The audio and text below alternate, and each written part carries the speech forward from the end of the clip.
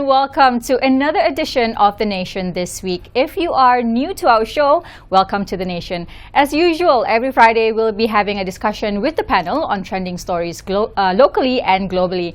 In this edition, I'm joined by the President of IKRAM, Haji BADLISHAH SHAM BAHARIN, and joining us virtually, our communication coach, FARIDAH HAMEED.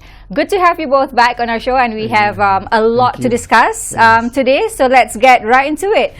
First of all, let's start with the state elections. Now, we know the state elections are coming. It's looming right around the corner. And the Home Minister, Saifuddin Nasution Ismail, has warned political parties against using the 3Rs when discussing, when campaigning, etc. And that the 3Rs are religion, royalty, and race. And this can lead to legal action. Now, while differing views on, the ruling party or the ruling government, it's allowed. However, the involvement of the 3R, it's very sensitive, and these things will be very closely monitored by the recently established 3R special team.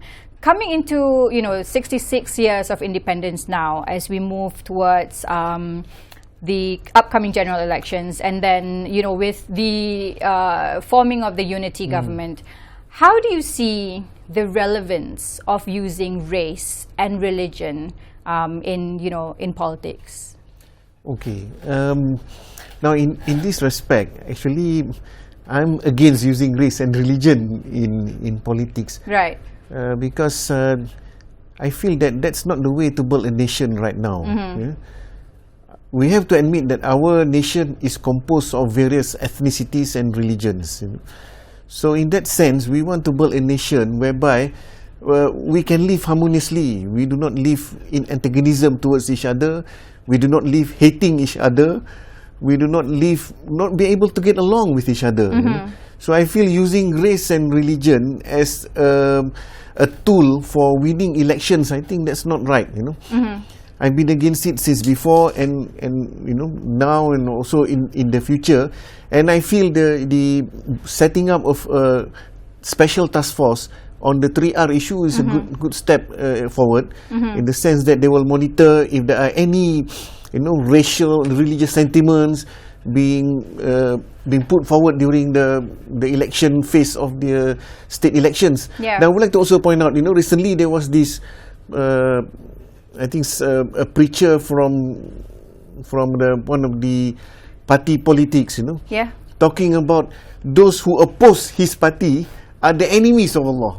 Right. Now, come on lah. I think in this respect, you're beginning to steer away from the real issue of the day, which is how to fix the economy, how to fix the cost of living, how to bring back people to a quality of life. And that's just really oversimplifying things, right? Let's go to Faridah. Do you have anything, what are your thoughts on this, using race and religion, especially, when we're talking about, obviously we want a united country, right? So moving into the state elections, how do you think using race and religion is relevant to our society today? Yeah, I am aligned with what Tuan Haji says. We are a maturing democracy. There is really no need for us to keep harping on the differences between race and religion. People only harp on that when they can't articulate their policies, their plans for the future. And the reality is, if you speak to the average person in the mama shop, what are they concerned about? They're concerned about loss of jobs. We've been having a lot of news about people who are losing their jobs because of AI. That's just going to accelerate. People are worried about the education system, whether the education system is preparing their children for a future. So I think the bread and butter issues, which has always been sort of the underpinning of any kind of political campaign, remains very true. I think for me, I'm curious to see how Selangor performs in this, because while I don't vote in Selangor, I live in Selangor, and I think Selangor is a microcosm of the opinions about how the Anwar government is performing, because you have very urban, it is the wealthiest state in the country, and then you have suburban, and then you have a bit more rural. And I think that will give us a feel of where particularly the Malay sentiment is in relation to how the unity government is performing. And I think it'll be a good lesson for them, as well as just for us who are watching, who are analysts, who are watching what is happening with our democracy. Right. While the sentiments are very widely different from urban areas such as Selangor and KL and other areas, suburban areas, especially if you're talking about the East Coast. That's where the state elections are going to be in Kelantan, Terengganu. We're talking about Selangor, Negeri Sembilan, Kedah, and also in Penang. Haji, you're here to talk about race and religion sentiments. How do these differ between all of these different states? Yeah, of course. Now, we have to understand that the states themselves are very different in their composition of people. Now, we find that, say, for example, Kelantan, Terengganu, Kedah, majority are Malays. Okay, overwhelmingly lah, majority are Malays. And now, if you go to Selangor, Negeri Sembilan, Penang, for that matter as well, it's a sort of a mix, electorate. Yeah. Okay, so those in the overwhelmingly Malay majority areas, now you would expect probably some of the parties will use the racial and religious sentiment to increase their profile, to get people to vote for them, and so on. But I think here what I want to emphasize is that the rakyat themselves have got to be discerning enough, be able to differentiate between what is right and what is wrong, what is in the right direction and what is not in the right direction. So, for example, if you raise up racial and religious sentiments, now of course that will only fuel, you will only harbor hatred against each other. You will incite that, you will incite feelings of, antagonism towards others, rather than build a cohesive society, a harmonious atmosphere in which we can all live together. Because after all, every one of us, every part of us actually can contribute to the well-being of the nation, the success of the nation, the kesejahteraan negara tu, can be found from all quarters. All quarters can contribute to it. So if you keep harping on racial and religious sentiments, that will get you nowhere. In fact, elections should be about, instead of harping on racial and religious sentiments, it should be about, say, contestation of policies, direction for the country. That would be much better. You bring out your policies, I bring out my policies. Okay, let's contest it and let the electorate decide. Yes, okay. I completely agree with you, Tuan Haji. And at the end of the day, regardless of the political parties, regardless of the ruling governments in federal or in state, bottom line, it should be for the betterment of the rakyat. Yes. Faridah, you've got a topic that you want to share with us today. Let's get into that. So the topic I want to share today is about a harrowing story that happened off the coast of Greece 2 weeks ago today. This has been called one of the Mediterranean's deadliest shipwrecks. So the story in a nutshell is about 750 people who got on a huge fishing trawler off Tunisia in Libya. And these were people that came from Pakistan, Syria, Egypt, and Palestine, just to name a few, and including, of course, Libya. Who got on a fishing trawler to get to Europe. Now, what happened was the ship capsized and the investigations are still going on, and only so far about 104 people have been rescued. And the reason why I bring this up is because this is an ongoing refugee crisis that are having multiple reasons for happening. Now, most of these people come from very poor countries. They paid between US 5,000 to US 8,000 to get on this ship. Now, for context, most of them on average earn about US 200 to US 400 a month. So this is literally their life savings, their family's life saving. But I also want to step back to say, yes, this is a statistic that we all talk about, but I would like to share two human stories, if I could, to put a face on this situation that is very heartbreaking. So the first one is about a Syrian father who had been in Jordanian camp for a decade, Jordanian refugee camp. Now, the reason he got on this boat is because his 4-year-old son was diagnosed with leukemia. And doctors said he needed a bone marrow transplant, and he couldn't wait anymore for the official papers to be done. So he took a chance and went on this ship. We do not know what became of him. The other person was a person who had his Greek residency renewal rejected. This was a Pakistani, And he didn't know what to do because he had to feed 20 people in his family and extended family back in Pakistan. And so he took the chance to go on the ship. Also do not know what happened to him. So what is driving this crisis that is happening? So there's four main reasons this is happening, and it's also good for us in Malaysia as we try to mature democracy and we have all these political issues that are happening to also be cognizant of it. The first is the economy. All these economies are crumbling. All of them are having the worst economic crisis in more than a decade. There's high unemployment. Now, politics is the other one. Ordinary Tunisians have given up on politics. I think that sounds a lot like many Malaysians as well. And 9 in 10 Tunisians did not vote in the general elections in December 2022. Now, the other issue, of course, is the fact that there's the youth population. The MENA, which is the Middle East North African population, is the youngest population in the world. They're growing almost twice as fast as other parts of the world. And also that it's interesting in this part of the world, contrary to many parts of the world, government jobs actually pay 20%, they pay 30% more on average than private sector jobs. And so people wait for years sometimes just to get a government job. So the reason I'm sharing this is because I think we in Malaysia, we are quite comfortable. We know the challenges that we are facing in this part of the world, but I think this is a lesson for all of us to be, you never know what is going to happen to your country. If the politics in your country, the corruption, the cronyism, and all the things that we talk about regularly are not addressed, because it's all these factors that are now causing these people to actually take this journey that many of them do not survive. Right.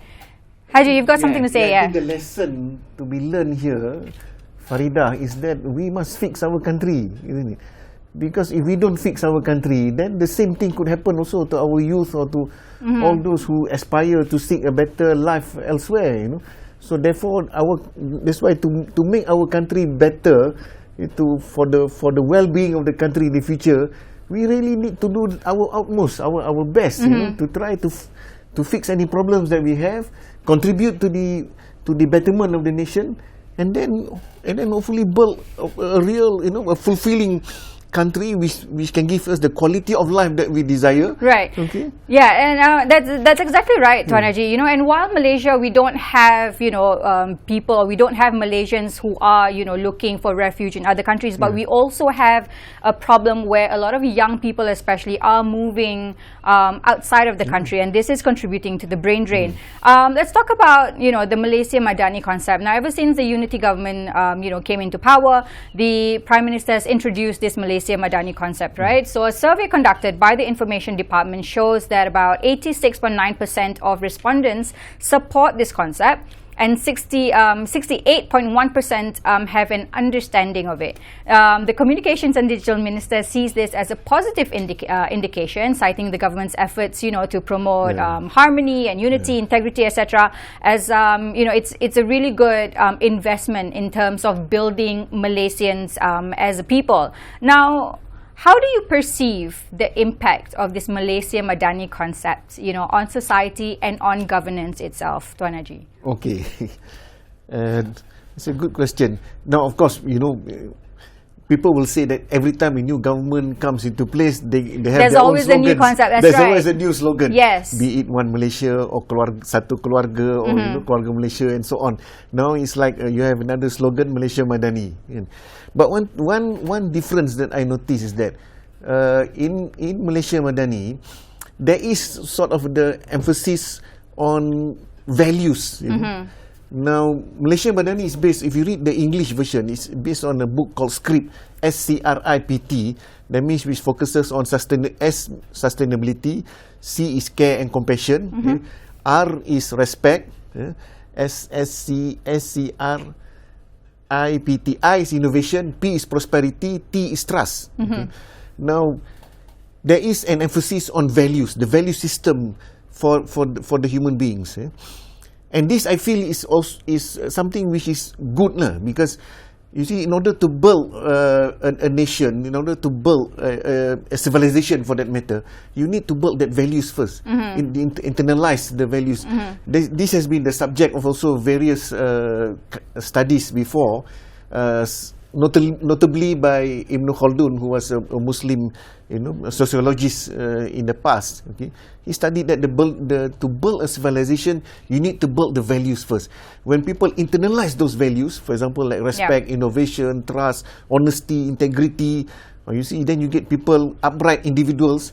So when they build the nation, they build it on these values. True. But Tuan Haji, see, these values are not something that can be, done overnight. Every time we have a new government, we have a new concept. The government introduces a new thing, and it's not something that we can, hey, this is a new concept for Malaysia, and everyone is just going to adopt this overnight. It's something that needs to be built from the ground up, and this needs to happen, from the get-go, like right from the beginning. And we cannot expect the people and the country to turn around, in a split second. So I think while it's great that we have this concept for Malaysians, to me, I feel this is just branding. Okay. But for people, for Malaysians to actually come together and build a solid and united country, it has to start right at the very beginning. Yeah, you're right. I agree with you. But starting from the very beginning means starting with yourself. Correct. With that individual. So that individual also have got to change the mindset. So that if say you have a significant amount of individuals having that right mindset, Exactly. Yeah, to have to work with each other, collaborate with each other for the betterment of the country, and also to give our best to contribute to that the well-being of the country. Yeah? I think at least we are on the right track lah. And then ideas will come in. Right. Because there's also another aspect of civilization building or nation building is also the infusion of ideas, new ideas.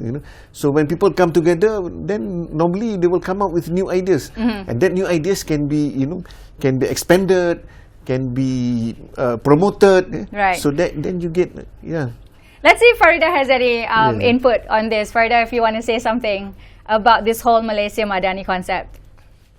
Yeah, I'm a bit skeptical because I've lived through decades of these new branding slogans that every new prime minister will come up with something, and that's to be expected, right? Every new person wants to kind of create their own brand for the country. The problem with it is it's twofold. One is when Tuan Haji made a good point when he talked about that we have to talk about the values and the such. The issue is twofold. One is the leaders themselves are not communicating those values. Generally, if you see among politicians, among the MPs, even in some of corporate life, the people at the very top are not communicating those values of honesty, of respect. And so then we are saying, okay, so we're going to come up with this slogan, but then how do we then make it real? So that's one problem. The other problem is, how do you start with people who are young? One of our biggest problems in this country is our public school system, which has become very much, it's gone from multi-ethnic to not multi-ethnic, right? So it's basically the public school system is for basically only mainly one ethnicity. So those days when we were growing up, we had civics classes, we had moral classes, and then we also had Islamic classes. Today you don't have civics or morals, and our young people are not mixing. So how do you create trust and respect when in the education system itself they are already separated? How do you respect someone of a different race and a different religion? How do you talk to them with respect if you don't even understand anything about them? Right. And that actually brings us, Tuan Haji, to, your topic, which is, institutional reforms. Now, we've talked about this, year in, year out. Every time we say there is a need for institutional reforms, it needs to be done, and it needs to be done now. But I feel like we keep talking about it, but we don't do it. Your thoughts, Haji? Yeah, this one. No, you're right. We've been talking about institutional reforms, I think, for ages, that we need to get some reforms in place so that we can get the country in the right direction and so on. So this one actually needs political will. Yeah, that's the bottom line. You see, if the leaders, the politicians have got that will, okay, and that determination to make it happen, it will happen. Are we seeing that in our politicians now, Tuan Haji? Because every time we talk about this, we say there needs to be political will. Now, we don't see our politicians having enough political will to want to make a real change in the country. I agree to a certain extent. It means there have been talk saying that, okay, I will do this, I will make the reforms, I will instruct people to do the reforms and so on. But in the end, it's still one thing. It's still not happen. Yeah? So that means they need the leaders need to go that extra mile. Okay, in order to do this, of course there will be resistance from the bottom regarding certain reforms that need to be done. Right. I mean, like for example, the reforms that I'm talking about, or that I want to talk about, is for example, reform to the Whistleblower Protection Act, for example, reform to the MACC Act, Malaysian Anti-Corruption Act. Okay, reform towards separation between AG and public prosecutor. Now, why we focus on these three? Is because the fact that these are low-hanging fruits. This can be done, It can be done, and it can be done, I think, within a short period of time. But also depends on political will again. Right. Okay, from the leaders. Okay. Now, why we focus on these three? I just would like to say is that you see, in order to fight corruption, and we've been talking just now about the scourge of the country being corruption. In order to fight against corruption, you need a very strong Malaysian anti-corruption agency. Yeah. So you need to reform it. You need to make sure that it is independent from the executive. It doesn't follow orders from the executive. You also need to make sure that the commissioner, the chief commissioner of the MACC also is not appointed by the executive.